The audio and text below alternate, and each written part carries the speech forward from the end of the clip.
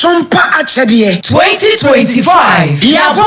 Yaba. Bible say, Nyame Sompa pani say, ubi konwu nyanka, eni ewisia mobo. Enuti na Sompa 93.1 Kumase. Sompa 106.1 Techiman. 90.7 Enkransa. 101.1 Takwa. 98.9 Sunyane. Ana Sompa 106.5 Accra. Yakabom, se bronye, yebema enisia, eni ekrafo, edidi, na yenkuwa yetini, adise ubebwa yen. Enti se ya anwa, emmo, tin tomatoes, ntade mpaboa, ye bia washa dada wunsan ehia, enye ntade dada na emom. De yebetime de yache amanoa ye, monfa meboa yen, ne yefa mamobrofo, ekunafo, enyanka ne ewusia. Ebusuafo, yemfa ye hunhyem, na proposi prempa obo aduponko mu, ye nyankopon, obeyiye wiye. Sompa AKYEDE, ekunafo, ene enyanka ne so, womu bedidi. Se yesika, fatu ahomatrofo iso, 0598 559802. Meeti mubiem 0598-559802. Ediya wasu yetara One Media. Anasa Blessed Foster. Branya bosome ni beboja trada. Na dia mode domo yeno. Yedi ama ekunafo yi. Mu amu ye bi afie etwa mu no. Emu adanside die. Mu amu nim. Sompa AKYEDE 2025. Yaba. Onipa bia afi. Obo mpa ye bi senka obetu kwan a amaso.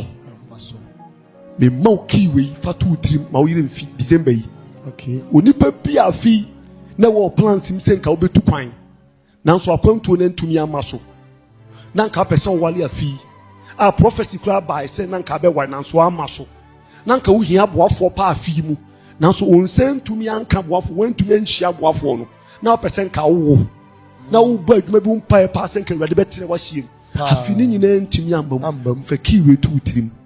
Me say pe kunani bi December yi pe ejanka bi December yi na didi mani bi nyada yi endini okay didi na mani bi nyada yi endi na hwede awurade be yewo ko osei Solomon mabisam ko eti ayedu nwatwe ntemu a ayedu nsia osei Bible say onipa ayeyede ye bokwan ma no kasa we yami do osi onipa ayeyede bokwan ma no ye ko wura afifufuro ye pete nyankopon bokwan foforo ye dey atu enim ena nana Solomon say adoye ayeyede a obeye kunafo wisani nyanka no e bokwan mawo ko na ye dey na edene ko nipa na sa kwampa ne de wakopie nipa titiriw abrempon enim bon sem kese ma Christ obi a person next year 2026 ushia boafo December yi mesitidi ma kunafo bi ni pe janka bi pamsku atale tompa boafa ka no ho kope awisia bi wati ase kope kunani bi tomo ne anwa fa sedi opekura wo de yeniska fako se urade mini bi de na so gina wei so afi mini ma me bon pa nyina ma hu tunsanso papa bia gina wei tu da afi aye ko wura mu yi faka ne atome so e ba sa Bible no say onipa ye de be bokwan amano na edene ko pie pakese enim what kind of quotation the Proverbs 11 verse number 25b saka ye me de papa bi winsem ne basa December yi umompa yenje wo no kwasempa urade be bi kwan amawo pa e say wo de misi pekunani bi na hwe one na yire ne ma ne tomo ne anwa ne niema nka nchire obi a ne fa koma no ne fa mpa botato ade bi a wo ho mpaye se next year pese won saka no me se wo wan se dem amen janka bi pa wisia bi ye je na do ye mu duma ne nkan ade se ye ma ne kan ye o ye ma ne nkan ye za wo 50 bia ye bi mu du se urade afina mpese me tu kwan na so amfa na me pese me wa dan ka me pese boafo bi boam na me sika de adwuma urade ni nyina amam urade kakra me wei de mayi ni me de koya do ya mani pass mesi urade gina so na 2026 aye wura mi mami hu ani mu nya me she obo Kristo dim say won sensi for da amen power eyeki yes eyeki o kwasem eno na Bible ne kan ho asem Proverbs 11 verse 25b what say de ma ebinom me no onipa oma enipa binom eme no ono so be me aba on say wasem ani ya woniema epie nhira de ba o on we ya be bon pa ya che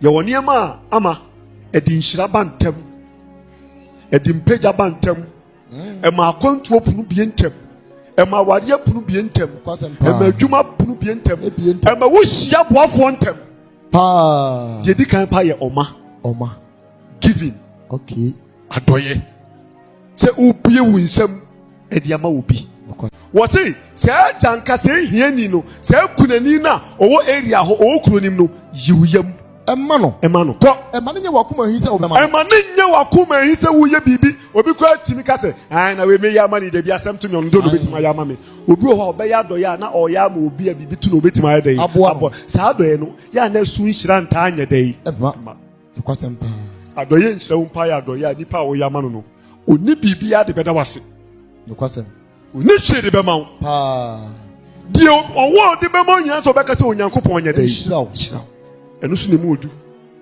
hallelujah amen ti afi o plans nyina me se fa wisia ne akunafo ne nyankae dai eka ho enya pa abonko a to aso Emma nye wakuma hi se obema no Emma nye wakuma hi se wo de bema no ko na saa de yi nti na se wo bie wo nsem akunani awisia ajanka bia awurade wonyankopon be hyira wo onyankopon so obe dai obe hyira wo nsem kese ma hyira no very simple what is wo bie wo nsem a na wo anidi anya wo mo a onyankopon se obe hyira wo ko wonsa no nyuma nyina ade bia wo de wonsa ka bia ade de wo de wonsa beka nyina ade de wo de wonsa beka bia hallelujah amen hwe ye sha afi bia ase a wo a new beginning what you say enti ye de niema foforo ene sha afi na se ebe ya pa se wodi sum be sha afi ase ebe ya pa se wodi abrefo be sha afi ase ebe ya se wodi ahokire eka ebe sha afi ase